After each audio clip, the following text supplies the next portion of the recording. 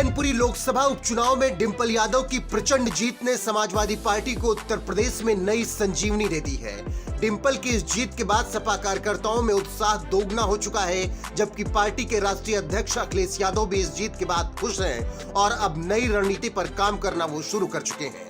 और इसी बीच उन्हें एक बड़ी खुशखबरी गुजरात विधानसभा चुनाव के नतीजों के साथ ही मिली है, क्योंकि मोदी के गढ़ गुजरात में सपा के एक उम्मीदवार ने अपना परचम लहरा दिया है और शानदार तरीके से समाजवादी पार्टी के टिकट पर चुनाव जीतकर गांधीनगर पहुंचे हैं। बता दें कि सपा ने मैनपुरी के साथ साथ गुजरात के पोरबंदर जिले की कुटियाना विधानसभा में अपना भौकाल टाइट कर दिया है। इस इकलौती सीट पर जीत हासिल करने वाली सपा ने भाजपा प्रत्याशी को भारी वोटों के अंतर से हराया है। सपा को ये जीत गुजरात की lady don Santokh Ben Jadeja के बेटे कांधल भाई सरमन भाई जडेजा ने दिलाई है। दरअसल गुजरात के पोरबंदर की कुटियाना 84 विधानसभा पर सपा प्रत्याशी कांधल भाई सरमन भाई जडेजा ने कमाल का प्रदर्शन किया और बेहतरीन जीत अपनी पार्टी को दिलाई, जिससे सपा का गुजरात में खाता खुल गया। कुटियाना सीट का नतीजा, सपा के कांधल भाई जडेजा को 60,163 वोट मिले। बीजेपी के ढेलीबेन मालेद भाई ओदेदारा को 33,532 वोट मिले। कांग्रेस के नाथा भाई भूरा भाई ओदेदारा को 8,672 वोट मिले। आम आदमी पार्टी के भीमा भाई दाना भाई मकवाना को 1,023 वोट मिले। कांधल भाई जडेजा ने 26,631 वोट से शानदार जीत हासिल की। कांधल भाई जडेजा की इस जीत पर समाजवादी पार्टी के मुखिया अखिलेश यादव भी काफी खुश नजर आए और उन्होंने जीत की बधाई देते हुए ट्वीट किया और लिखा, गुजरात में पोरबंदर की कुटियाना सीट से जीते समाजवादी पार्टी के नवनिर्वाचित विधायक कांधल जडेजा को बधाई और शुभकामनाएं। गुजरात में समाजवादी मूल्यों की राजनीति का पौधारोपण हो गया है। गौरतलब है कि कांधल जडेजा पोरबंदर की lady don Santokh Ben Jadeja के बेटे हैं। माना जाता है कि कुटियाना में कांधल जडेजा किसी भी पार्टी से चुनाव लड़े, उनकी जीत तय है। इससे उनके दबदबे का साफ अंदाजा लगाया जा सकता है और इस जीत ने इस बात को साबित भी कर दिया है। बता दें कि इसी साल अप्रैल में कांधल जडेजा को 15 साल पुराने मामले में राजकोट कोर्ट ने दोषी करार दिया था। अदालत ने 2007 में पुलिस की हिरासत से भागने के मामले में दोषी पाए जाने पर उन्हें 1.5 साल कैद की सजा सुनाई, साथ ही 10,000 रुपए का जुर्माना भी ठोका था। वहीं आपको यह भी जानकारी दे दें कि साल 2017 के विधानसभा चुनाव में भी कांधल भाई जडेजा ने कुटियाना विधानसभा सीट से जीत दर्ज की थी और 2012 में इस सीट पर वो एनसीपी के टिकट पर चुनाव लड़े थे और पहली बार विजयी हुए थे। ऐसे में ये जानना बेहद जरूरी है कि कौन है संतोख बेन जडेजा, जिन्हें गुजरात का लेडी डॉन कहा जाता है और उनके दबदबे के दम पर ही उनके बेटे कांधल जडेजा लगातार कुटियाना सीट से चुनाव जीत रहे हैं। कौन है lady don Santokh Ben Jadeja? Kutiyana seat पर कांधल जडेजा की मां संतोख बेन जडेजा का काफी दबदबा रहा, वो भी यहां से विधायक रही। लेडी डॉन के नाम से मशहूर संतोख बेन पर लगभग 500 से ज्यादा मामले दर्ज हो चुके हैं। कहा जाता है कि संतोख बेन अपने पति के साथ मिलकर एक गिरोह चलाती थी, लेकिन बाद में उनके गिरोह के खिलाफ पुलिस ने कार्रवाई की। संतोख बेन के पति सरमन मुंजा जडेजा को बाद में प्रतिद्वंदियों ने गोली मार दी थी। इसके बाद संतोख बेन राजनीति में आई और 1990 में कुटियाना से विधायक चुनी गई थी। ऐसे में उनका दबदबा इस इलाके में लंबे वक्त से चला आ रहा है। संतोख बेन पर गॉडफादर के नाम से एक फिल्म भी बनी है। उन्हें लेडी डॉन के नाम से लोग जानते हैं, जबकि उनके बेटे कांधल जडेजा को भी लोग भाई के नाम से पुकारते हैं। फिलहाल लेडी डॉन संतोख बेन के बेटे कांधल जडेजा ने अखिलेश की पार्टी का खाता गुजरात में खोल दिया है। अब देखना दिलचस्प होगा कि समाजवादी पार्टी अपना विस्तार आगे किस तरीके से करती है। अभी फिलहाल आपका इस खबर पर क्या कुछ कहना है, अपनी राय कमेंट कर हमें जरूर बताएं।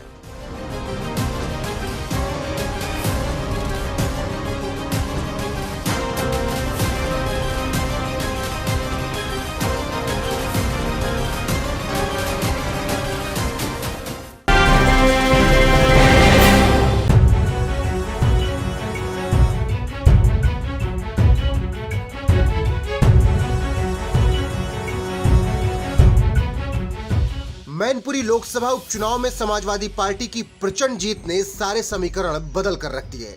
डिंपल यादव की कामयाबी ने सपा को जीवंत कर दिया, जिसके बाद अब पार्टी नए जोश के साथ 2024 लोकसभा चुनाव में उतरने की तैयारी में होगी। इसके अलावा मैनपुरी की जीत ने शिवपाल यादव की भी घर वापसी करा दी, जिसका ऐलान खुद सपा के अध्यक्ष अखिलेश यादव ने किया और चाचा शिवपाल के साथ तस्वीर शेयर करते हुए लिखा, सपा प्रसपा के साथ आने से समाजवादी आंदोलन और सौहार्द की सकारात्मक राजनीति की शक्ति दोगुनी हो गई। इस ऐलान के साथ ही अब फिर से यादव कुनबा एक होता हुआ नजर आ रहा है। ऐसे में सबसे बड़ा सवाल यह है कि क्या अब यादव परिवार की छोटी बहू अपर्णा यादव भी घर लौटने की तैयारी में है। गौरतलब है कि 2022 विधानसभा चुनाव से पहले मुलायम सिंह यादव की छोटी बहू अपर्णा यादव ने बीजेपी का दामन थाम लिया था और समाजवादी पार्टी के खिलाफ चुनाव में जमकर प्रचार किया। हालांकि अपर्णा को कहीं से बीजेपी ने टिकट नहीं दिया, ना ही कोई पद। वहीं अब मैनपुरी में जेठानी डिंपल की जीत के बाद अपर्णा काफी खुश नजर आ रही हैं और बधाई संदेश देते हुए ट्वीट किया और लिखा, डिंपल यादव भाभी को जीत की बहुत बधाई। उत्तर प्रदेश में मैनपुरी, रामपुर और खतौली उपचुनाव में विजयी सभी प्रत्याशियों को हार्दिक बधाई। भारतीय जनता पार्टी ने रामपुर की सीट पर पहली बार विजय प्राप्त की है। इसके लिए आकाश सक्सेना समेत रामपुर के सभी कार्यकर्ताओं को बधाई। अब जैसे ही अपर्णा ने डिंपल की जीत पर उन्हें बधाई दी, लोगों ने कहना शुरू कर दिया कि आप भी घर वापस आ जाइए। जैसे एक यूजर ने यादव परिवार की महिलाओं की तस्वीर साझा करते हुए लिखा, इस महफिल में आपकी कमी खल रही है, आप भी आ जाइए अपर्णा भाभी। तो वहीं एक और यूजर लिखते हैं, अपर्णा भाभी आप अपने घर वापसी करिए, समाजवादी परिवार में आइए। आपको जो सम्मान समाजवादी लोग देंगे वो कभी कहीं और सम्मान नहीं मिलेगा। इसीलिए हम सब आपसे रिक्वेस्ट करते हैं कि अपने घर वापसी कीजिए जल्द से जल्द। एक और यूजर ने लिखा, भाभी जी आप भी वापस आ जाओ ना। एक और यूजर लिखते हैं, अपर्णा यादव जी आपसे एक छोटा सा कार्यकर्ता निवेदन करता है, परिवार भी एक हो गया है, आप भी एक हो जाइए, बीजेपी में रहने से कोई फायदा नहीं होगा। तो कुछ इस तरीके से अपर्णा को समाजवादी पार्टी में वापसी को लेकर लोगों ने अपनी राय रखी है। देखना दिलचस्प होगा कि अपर्णा भविष्य में क्या कुछ फैसला करती हैं, क्योंकि डिंपल की जीत ने सपा को एक करने का काम फिलहाल कर दिया है और ऐसे में छोटी बहू अपर्णा के फैसले पर अब सबकी नजरें टिकी हुई हैं। मैनपुरी उपचुनाव के नतीजे, डिंपल यादव को उपचुनाव में 6,17,625 वोट मिले। बीजेपी के रघुराज शाक्य को 3,29,489 वोट मिले। डिंपल को 2,88,136 वोट से जीत हासिल हुई। मैनपुरी समाजवादी पार्टी का गढ़ रही है। गौरतलब है कि सपा संरक्षक मुलायम सिंह यादव के निधन के बाद यह सीट खाली हुई थी, जिसके बाद उपचुनाव जीतकर मुलायम की बहू डिंपल ने ससुर की विरासत बचा ली और चाचा शिवपाल की भी घर वापसी करा ली। अब इंतजार है तो अपर्णा यादव की घर वापसी का।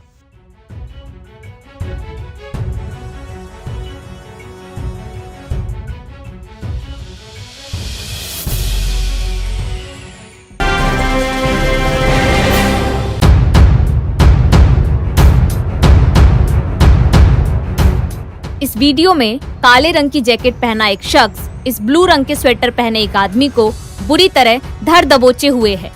इसी बीच यहाँ आसपास लोगों का जमावड़ा भी लगा है।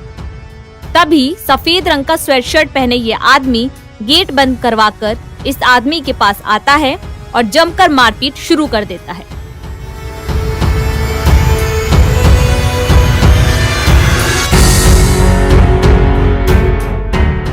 इस पूरे हो हंगामे की ये तस्वीर बिहार के समस्तीपुर की है, जहां एक लुटेरा पहुंचा तो था बैंक लूटने के लिए, लेकिन बैंक के स्टाफ की सूझबूझ से लुटेरे के सारे हौसले पस्त हो गए। बदमाश शाम में बैंक लूटने उस समय पहुंचा था जब बैंक के बंद होने का समय हो रहा था और बैंक का स्टाफ दिन भर का काम निपटाकर घर लौटने की तैयारी कर रहा था। समस्तीपुर के राम बाबू चौक स्थित इंडियन बैंक में बदमाशों ने senior branch manager Ashish Kumar के केबिन में घुसकर उन पर पिस्तौल तान दी और बैग में 17 लाख रुपए रखने की डिमांड कर डाली। पिस्तौल देखते ही सीनियर मैनेजर जैसे ही चिल्लाए, बैंक के कर्मचारी दौड़ते हुए उनके केबिन में आ गए और बदमाश को धर दबोचा। इसके बाद बैंक कर्मचारियों ने सबसे पहले बदमाश के हाथ से पिस्टल छीनी और फिर उसकी जमकर धुनाई कर डाली।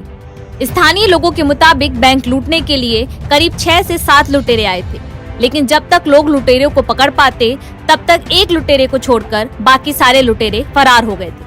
पुलिस के मुताबिक आरोपी के पास से एक लोडेड पिस्टल, एक मोबाइल, एक चाकू, एक ताला और 2 चाबियां भी बरामद की गई हैं।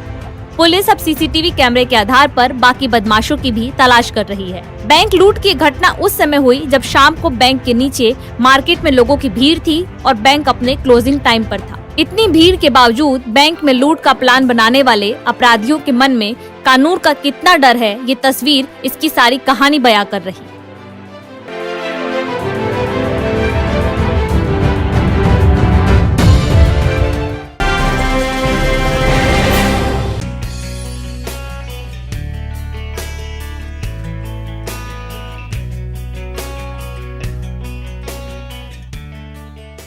दिल्ली एमसीडी चुनावों में शानदार जीत दर्ज करने वाली सबसे कम उम्र की पार्षद की काफी चर्चा है। 24 साल की शिवानी पांचाल एमसीडी की सबसे युवा पार्षद चुनी गई हैं। उन्होंने बीजेपी की पूर्व निगम पार्षद सुमन लता नागर को हराकर ये जीत दर्ज की। शिवानी मूल रूप से यूपी के बागपत जिले के चित्रौदा गांव की रहने वाली हैं। वे अपने परिवार के साथ चंद्रलोक दुर्गापुरी में 25 गज के मकान में रहती हैं। शिवानी का जीवन काफी संघर्षशील रहा। पिता साहब सिंह पांचाल दुर्गापुरी में वेल्डिंग का काम करते थे। कोरोना काल में उनका काम बंद हो गया। इसी दौरान उन्हें कैंसर भी हो गया और इसी साल 22 अप्रैल को उनकी मौत हो गई। मां मुकेश देवी गृहिणी हैं। घर में कमाने वाले सिर्फ पिता ही थे। इस बीच बड़ी बहन दिग्या ने डॉक्टरी की पढ़ाई पूरी कर ली। दोनों छोटे भाई ऋषभ और ऋतिक भी कॉलेज में हैं। शिवानी ने बताया कि अपनी पढ़ाई के साथ साथ घर चलाने में सहयोग के लिए उन्होंने पिछले कुछ समय से ट्यूशन पढ़ाना शुरू किया था। वो होम ट्यूशन देती हैं। आम आदमी पार्टी से कब और कैसे जुड़ी, इसके जवाब में उन्होंने बताया कि उनके चाचा पहले से ही पार्टी से जुड़े हुए हैं। करीब 3 साल पहले उन्होंने ही उन्हें पार्टी से जोड़ा था। तभी से वे बतौर पार्टी वर्कर के रूप में एक्टिव हैं। फिलहाल शिवानी रोहिणी स्थित दिल्ली टेक्निकल यूनिवर्सिटी से एमएससी मैथ्स फर्स्ट ईयर की स्टूडेंट हैं। पढ़ाई के साथ साथ राजनीति कैसे कर पाएंगी, इस पर शिवानी ने कहा कि स्कूलिंग से लेकर यहाँ तक की पढ़ाई के दौरान उन्हें टाइम मैनेजमेंट करना अच्छी तरह से आ गया है। इसीलिए राजनीति करते हुए अपनी आगे की पढ़ाई पूरी करने में किसी तरह की दिक्कत नहीं आएगी। उन्होंने कहा कि वे अरविंद केजरीवाल से बहुत ज्यादा प्रभावित हैं। दिल्ली सरकार में उनके मॉडल को ही एमसीडी में लागू करने के लिए अपनी जी जान लगा दूंगी।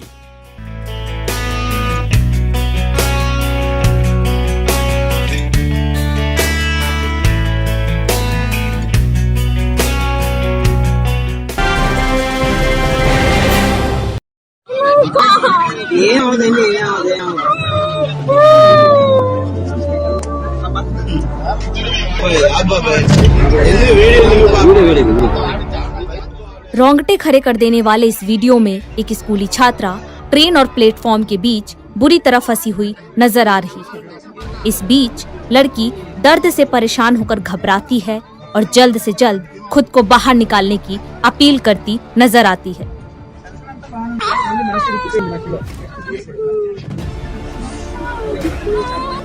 प्लेटफॉर्म और ट्रेन के बीच फंसी इस स्कूली छात्रा का ये वीडियो आंध्र प्रदेश के विशाखापट्टनम का है। बताया जा रहा है ये हादसा उस वक्त का है जब गुंटूर रायगढ़ एक्सप्रेस से उतरते समय एक लड़की का पैर फिसला और लड़की गिरकर प्लेटफॉर्म और ट्रेन के बीच फंस गई। इस बीच लड़की दर्द से कराह रही थी।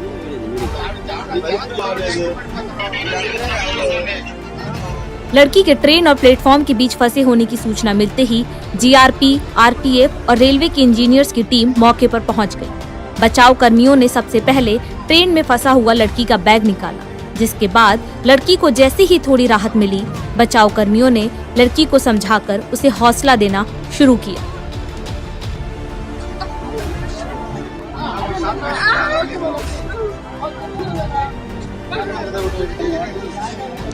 करीब 1.5 घंटे की लंबी मशक्कत के बाद आरपीएफ की टीम ने प्लेटफॉर्म के किनारे तोड़कर लड़की को बाहर निकाला। इस पूरे हादसे में लड़की को कुछ चोटें भी आई हैं, जिसके बाद उसे अस्पताल में भर्ती कराया गया है। ट्रेन और प्लेटफॉर्म के बीच फंसी लड़की का यह वीडियो अब सोशल मीडिया पर खूब वायरल हो गया है। इस वीडियो को देखकर सोशल मीडिया पर लोग लिख रहे हैं, जाके राखो साइयां, मार सके न कोई।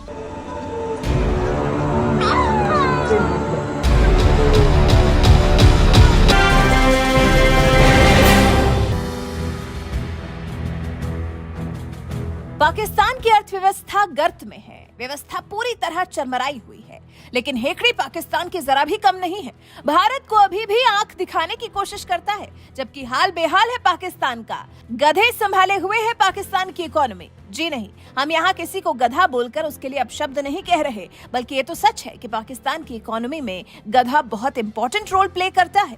पाकिस्तान के पूर्व पीएम इमरान खान ने ही गधे बेचकर अपना काम चलाया है। फिर गधों की आबादी भी तो पाकिस्तान में बहुत ज्यादा है।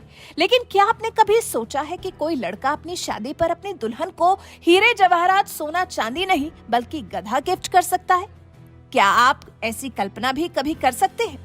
नहीं कर सकते ना, लेकिन ऐसा हुआ है पाकिस्तान में। पाकिस्तान के एक यूट्यूबर ने अपनी नए नवेली दुल्हन को बड़ा अजीब शादी का तोहफा दिया है। इन महाशय का नाम है अजलान शाह और उनकी शरीके हयात यानी कि पत्नी का नाम है वरीशा। अजलान ने शादी के वक्त वरीशा को जो तोहफा दिया वो कोई बहुत महंगी रिंग या हीरो का हार नहीं बल्कि एक गधे का बच्चा है। दरअसल ये जो गिफ्ट वरीशा को अपनी वेडिंग पर मिला है वो एक बेबी डंकी है। खास बात ये है कि गधे का ये बच्चा अकेला न रहे, इसलिए अजलान इस बेबी डंकी की माँ को भी साथ ले आए। अजलान के इस तोहफे से वरीशा भी नाराज नहीं हुई, बल्कि वो भी इस तोहफे को पाकर बेहद खुश हो गई। चलिए पूरा मामला समझते हैं। यूट्यूबर अजलान और वरीशा जावेद के निकाह और गधे की क्या है कहानी। अजलान शाह पाकिस्तान के मशहूर यूट्यूबर हैं। उनके कई शॉर्ट वीडियोस वायरल भी हुए हैं। पिछले दिनों उन्होंने वरीशा जावेद से निकाह किया। निकाह के बाद दावते वलीमा हुई। इस वेडिंग रिसेप्शन में अजलान ने अपनी हमसफर वरीशा को उनकी पसंद का गिफ्ट किया, गधे का बच्चा। इंस्टाग्राम पर अजलान का ये वीडियो वायरल हो गया है। अब तक इस वीडियो को लाखों व्यूज मिल चुके हैं। अजलान ने वीडियो शेयर करते हुए लिखा है, अब सवाल है कि गधा ही क्यों। अजलान खुद ही इसका जवाब भी समझा रहे हैं। हालांकि कह वो ये भी रहे हैं कि प्लीज कोई इस बात का मजाक ना बनाए, लेकिन लोग तो मजाक बनाएंगे। अजलान और वरीशा दोनों ही जानवरों से बहुत प्यार करते हैं और अब जब अजलान ने शादी का तोहफा वरीशा को दिया तो सोशल मीडिया पर भी लोग इस बारे में काफी बात कर रहे हैं। सचिन जैन नाम के यूजर लिखते हैं, दुल्हन को गधा, दूल्हे को बकरी, पाकिस्तानी ओला भी खुश, उबर भी। नसीम अली ने लिखा, देश ही गधों का है, इसमें कोई शक नहीं। वहीं कुछ लोग अजलान को ही गधा बोल रहे हैं। शरद नाम के यूजर ने लिखा, दो गधों का एक साथ क्या करेगी। मिथिलेश कुमार लिख रहे हैं, एक साथ दो दो गधे मिले। राहुल गुप्ता नाम के यूजर ने लिखा, पाकिस्तानी ने दिया अपनी पत्नी को गिफ्ट में गधे का बच्चा, गधे ही दे सकते हैं गिफ्ट में अपनी पत्नी को गधा। संतोष सहतेली ने लिखा, भिखारी पाकिस्तानी आखिर तुम दिखाई दिया औकात, गधे के अलावा पाकिस्तान में और कुछ नहीं है इसलिए गधा गिफ्ट कर रहे हैं, एक गधा। तो कुछ इस तरह से लोग दुल्हन वरीशा को गधे का बच्चा गिफ्ट करने पर अजलान को ट्रोल कर रहे हैं। वैसे आप सोचिए, आपको तोहफे में गधे का बच्चा मिले या फिर आप किसी को गिफ्ट में गधा देने की क्या कभी सोच भी सकते हैं? इस बारे में आप क्या कहना चाहते हैं? इस बारे में आपके क्या विचार हैं? आप अजलान के वरीशा को दिए गिफ्ट के बारे में क्या सोचते हैं? कमेंट कर हमें अपनी राय जरूर बताएं।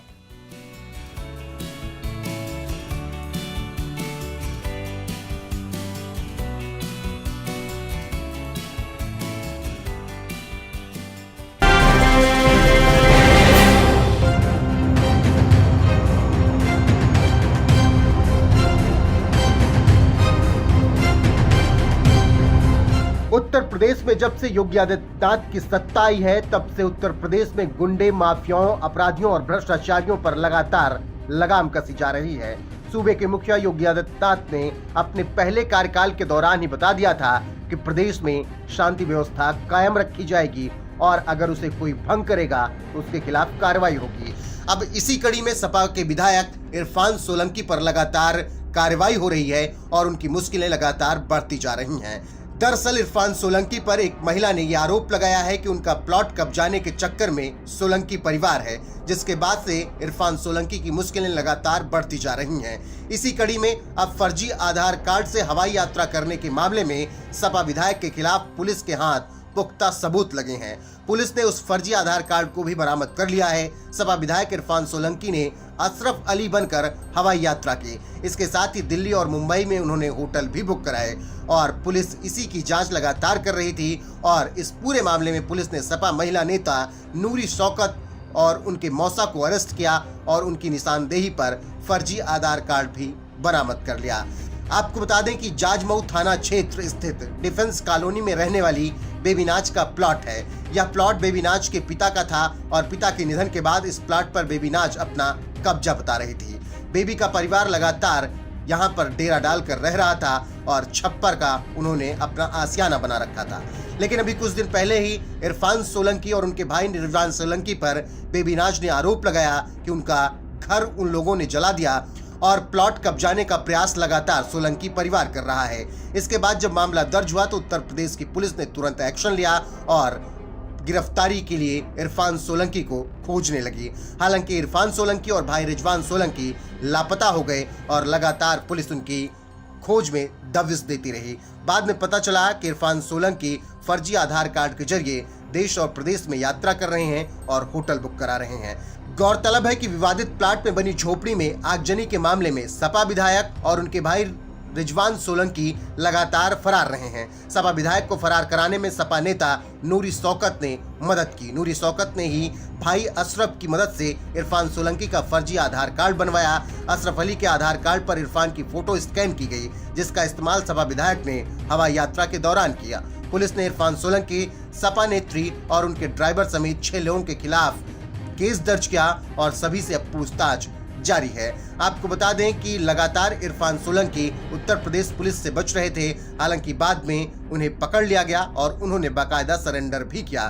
फिलहाल इस मामले में जब जांच आगे बढ़ी तो पता चला कि उन्होंने फर्जी आधार कार्ड बनाया था और ये सब वो उत्तर प्रदेश पुलिस की डर की वजह से कर रहे थे। फिलहाल अब देखना होगा कि इरफान सोलंकी पर उत्तर प्रदेश की योगी आदित्यनाथ सरकार और कितना तगड़ा एक्शन लेती है।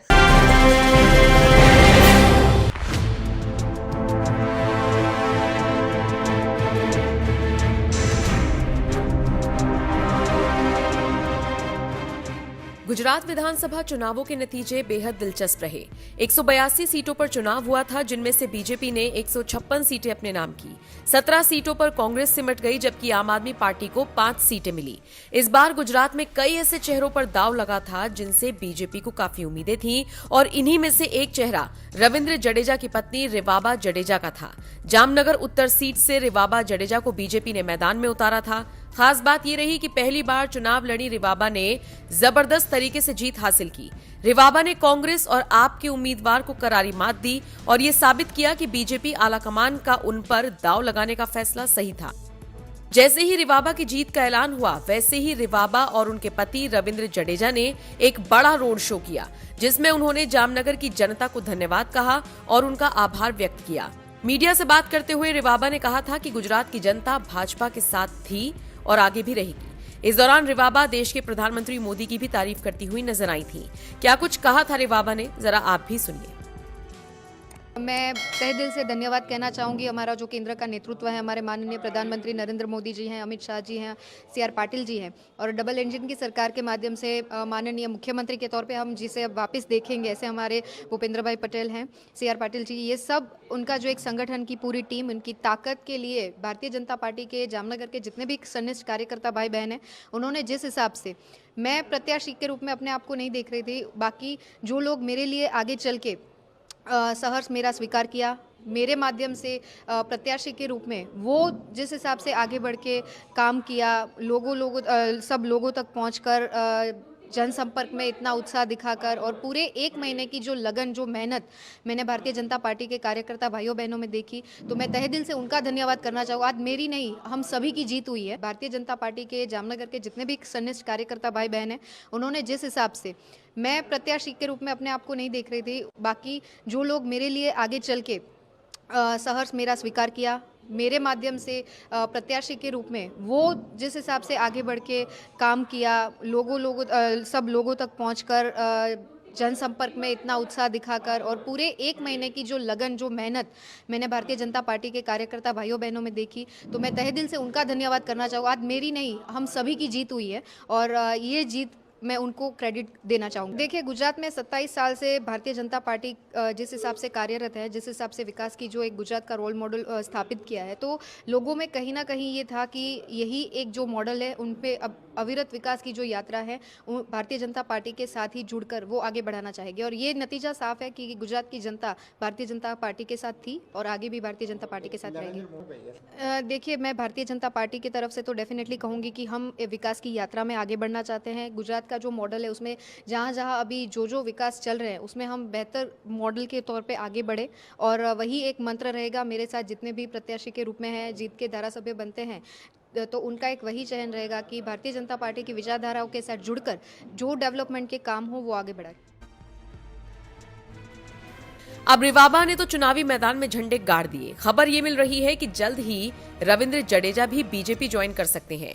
पॉलिटिक्स ज्वाइन करने का हिंट उन्होंने उसी वक्त दे दिया था जब वो रिवाबा का पर्चा दाखिल करवाते वक्त पत्रकारों से बात कर रहे थे। जडेजा ने कहा था, मुझ में अभी 4-5 सालों का क्रिकेट बचा है, उसके बाद मैं भी राजनीति में एंट्री करूंगा।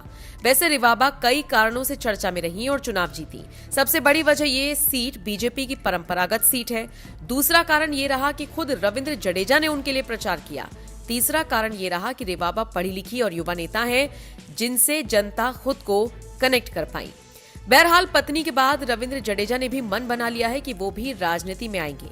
आपको बता दें, रविंद्र जडेजा की बहन नैना भी इस बार कांग्रेस की टिकट पर चुनावी मैदान में थी और अपनी भाभी रिवाबा को टक्कर दे रही थी, लेकिन वो हार गई। जडेजा ने भी बहन के पक्ष में नहीं बल्कि पत्नी के पक्ष में प्रचार किया। हालांकि जडेजा के पिता ने बहू के खिलाफ और बेटी के पक्ष में प्रचार किया।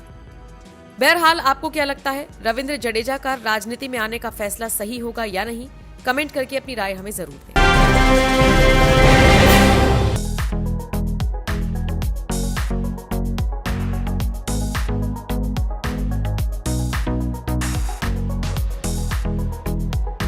गले में गमछा, सिर पर टोपी, माथे पर टीका। यह हम किसी पंडित की बात नहीं कर रहे, हम बात कर रहे हैं बॉलीवुड एक्टर आमिर खान की। जी हाँ, आजकल आमिर खान का ये लुक वायरल हो रहा है, लेकिन ये लुक किसी मूवी का नहीं है बल्कि आमिर खान के कलश पूजन के दौरान की तस्वीर है, जो कि अब खूब वायरल हो रही है, जिसके बाद उन्हें ट्रोल भी किया जा रहा है। इसी बीच अब बीजेपी भी आमिर खान पर तंज कस रही है। चलिए आपको भी बताते हैं कि आखिर क्या है पूरा मामला। दरअसल सोशल मीडिया पर आमिर खान की तस्वीर वायरल हो रही है, जिसमें आमिर खान अपनी कंपनी आमिर खान प्रोडक्शंस के ऑफिस में पूजा करते नजर आ रहे हैं। बता दें, इस तस्वीर को लाल सिंह चड्ढा के डायरेक्टर अद्वैत चंदन ने इंस्टाग्राम पर पूजा की तस्वीरें शेयर की, जिनमें आमिर कलश पूजन कर रहे हैं। इसके साथ ही पूजा के बाद वो आरती भी कर रहे हैं और इसमें उनके साथ उनकी पूर्व पत्नी किरण राव भी हैं। उन्हें पूजा की थाली पकड़े और प्रेयर के लिए हाथ जोड़े हुए देखा जा रहा है। इन तस्वीरों में आमिर के बाल, दाढ़ी और मूंछ सब एकदम सफेद नजर आ रहे हैं। पूजा करते हुए आमिर ने एक नेहरू टोपी लगाई है, उनके गले में एक गमछा भी है। इसके साथ ही उन्होंने टीका भी लगाया हुआ है और हाथ में कलावा भी पहना हुआ है। हालांकि ये नहीं पता चल पाया है कि आखिर किस चीज की पूजा हो रही है। वहीं पूजा के दौरान एक कलश की स्थापना की गई। इस दौरान उनके ऑफिस को कलरफुल बलून से डेकोरेट किया गया था। अब इस पर बीजेपी आमिर खान पर तंज कस रही है।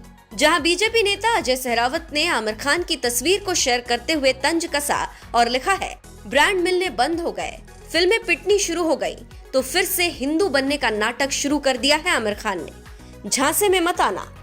बीजेपी नेता राहुल नागर ने लिखा है, काय को नाटक करते हो, मिल जाएगी अच्छी फिल्म कुछ न कुछ जल्दी, हिंदू भावना से बनो न कि ढोंग से। वहीं बीजेपी नेता अरुण यादव ने तंज कसते हुए लिखा, अभी पता नहीं और क्या क्या देखना पड़ेगा इस जन्म में। इसके अलावा अखिल भारत साधु समाज के मेंबर योगी देवनाथ ने भी तंज कसते हुए लिखा है, हिंदुओं की एकता की ताकत। अब बात की जाए आमिर खान की, तो आमिर खान पर अभी तंज इसलिए कसा जा रहा है क्योंकि उन पर लगातार हिंदू विरोधी होने का आरोप लग रहा है और हिंदू देवी देवताओं की बेइज्जती करने का भी आरोप लगता रहा है। ऐसे में पहली बार उन्हें हिंदू रीति रिवाज में इस तरह से ढलते हुए देख लोग चौंक गए हैं और उन पर तंज कस रहे हैं।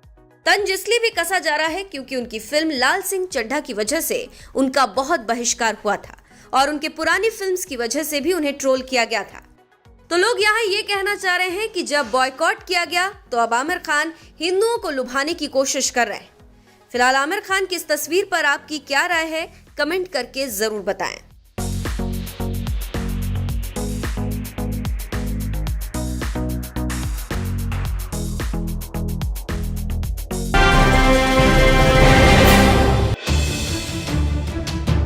अनुराग भदौरिया के विरुद्ध माननीय न्यायालय द्वारा सीएम योगी आदित्यनाथ और उनके गुरु पर अभद्र टिप्पणी करना सपा के प्रवक्ता अनुराग भदौरिया को भारी पड़ गया है। अखिलेश यादव के नेता फरार चल रहे हैं तो वहीं उनके घर पर कुर्की का नोटिस चस्पा कर दिया गया है। अब इसी बीच एक वीडियो सोशल मीडिया पर वायरल हो रहा है जिसे अनुराग भदौरिया का बताया जा रहा है, जिसमें वो खुद ये बता रहे हैं कि आखिर योगी आदित्यनाथ पर टिप्पणी का मामला क्या था। साथ ही उनकी तरफ से माफी भी मांगी जा रही है। सुनिए इस वीडियो में कैसे सपा प्रवक्ता गिड़गिड़ा रहे हैं। सोशल मीडिया पर यह दावा किया जा रहा है कि ये वीडियो अनुराग भदौरिया का है। देश के एक जिम्मेदार नागरिक के नाते देश के संवैधानिक पद पर बैठे सभी महानुभावों का मैं आदर और सम्मान करता हूँ। उत्तर प्रदेश के माननीय मुख्यमंत्री जी और उनके गुरुजी का भी मैं आदर और सम्मान करता हूँ। 11 नवंबर को 3 बजे ईवीपी गंगा में डिबेट के दौरान मैंने इस चीज का पूरा ध्यान रखा जो ऑन रिकॉर्ड है। अगर फिर भी मेरे किसी वक्तव्य से किसी को ठेस पहुंचती है, अगर भावना आहत होती है, तो हम उसके लिए क्षमा प्रार्थी हैं। वहीं कुर्की वाले मामले पर चुटकी लेते हुए एक पत्रकार ने ट्वीट करते हुए ये लिखा कि किसी को सपा प्रवक्ता अनुराग भदौरिया मिले तो बता देना कि घर पर कुर्की का नोटिस चस्पा हो गया है। अब इस ट्वीट के नीचे एक यूजर ने अनुराग भदौरिया का रिक्शा चलाते हुए वीडियो पोस्ट करते हुए लिखा कि ये रहे हरिया काका।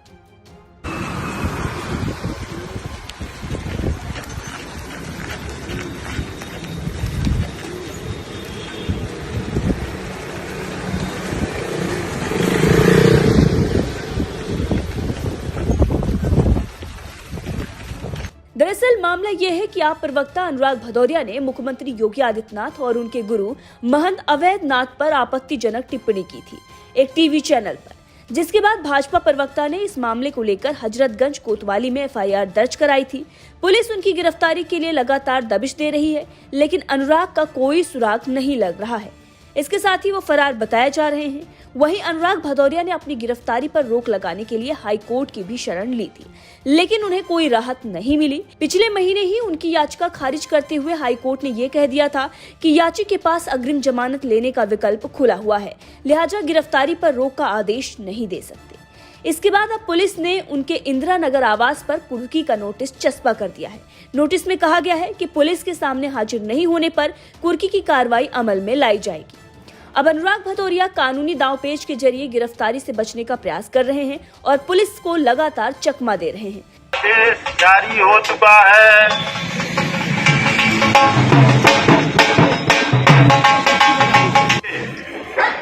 थाना हजरतगंज पर पंजीकृत मुकदमा के अभियुक्त अनुराग सिंह भदौरिया के विरुद्ध माननीय न्यायालय द्वारा 82 का आदेश जारी हो चुका है।